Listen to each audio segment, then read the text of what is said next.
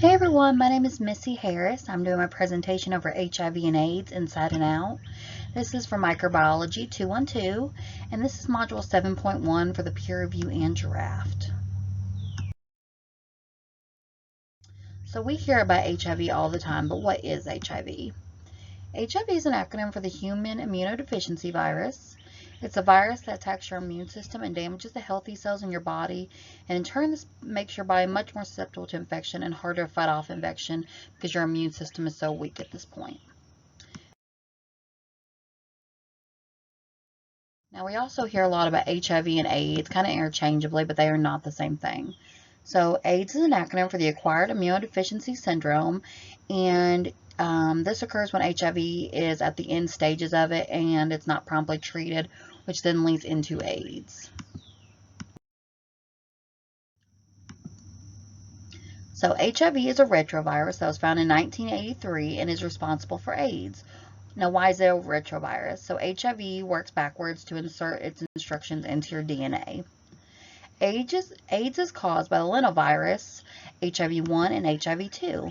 Both forms of HIV are the result of cross-species transmission, SIV, and that is from natural African primates.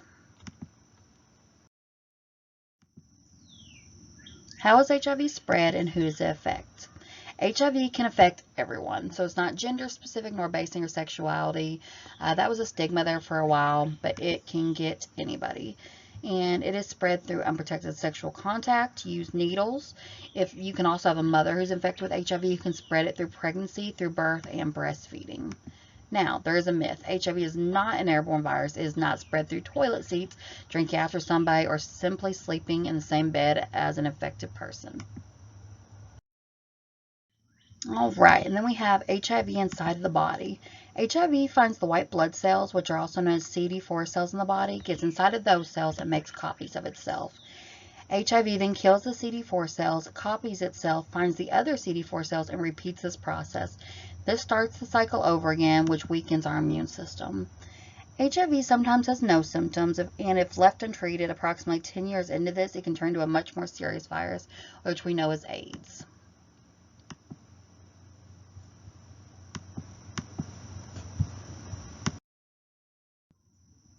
Who is HIV infecting and where is it found?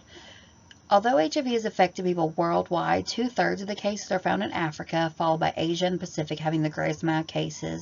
We do have quite a bit right here in the United States though. And according to HIV.gov, there was 37.7 million people affected with HIV worldwide in 2020. 36 million were adults, while 1.7 million others were children ages 0 to 14, and 53% of HIV cases are women and girls. And although these numbers seem astronomical, and they are, there was a 31% decline in new HIV infections compared to the 2010 study.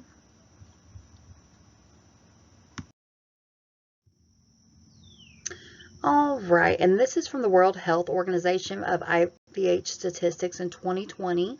This is the summary of the global HIV epidemic right here, and it shows people that have HIV is about 37.7 million, and people that got it is about 1.5 million, and the rate of death is about 680,000 right here, which, like I said in the previous slide, these numbers are huge, but they are steadily declining.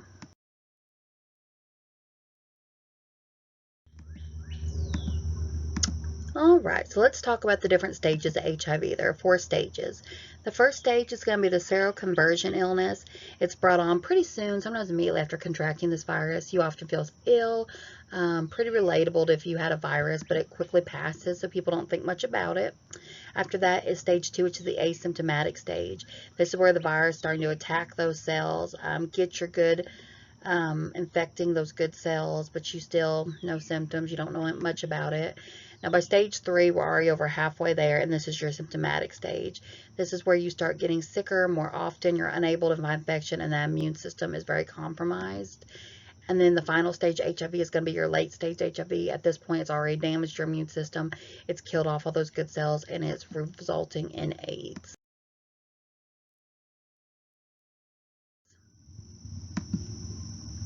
So what's being done about this? Here's some current treatments that we have for AIDS and HIV. The main one's going to be your antiretroviral therapy. This is a medication to control HIV. However, at this time, there is no cure for it. If you take your antiretroviral medications, you can get your HIV under control usually within 6 months. And people on ART take a combination of HIV medications, usually 2 to 3 medications of different HIV classes, all in combination with each other. So why does this treatment work? If taken correctly, this regimen can decrease the amount of HIV in your blood, which is also as a viral level, to keep your immune system as strong as possible and prevent infections. This is known as a viral suppression, which is defined as less than 200 copies of HIV per milliliter in the blood. So let's talk about how we can protect ourselves. Safe sex.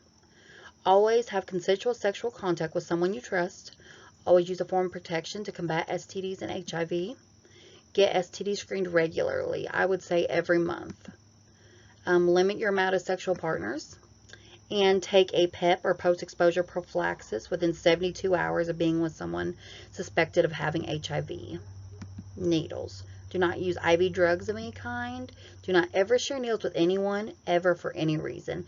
This is a huge step in preventing the spread of HIV. And get treatment as soon as possible. If you find that you have contracted HIV, talk to your doctor about getting started on ART immediately. Your goal is to get your viral load undetectable with the help of medications. Once undetectable, there is no risk of spreading it from person to person through sexual contact, and your immune system will not be compromised.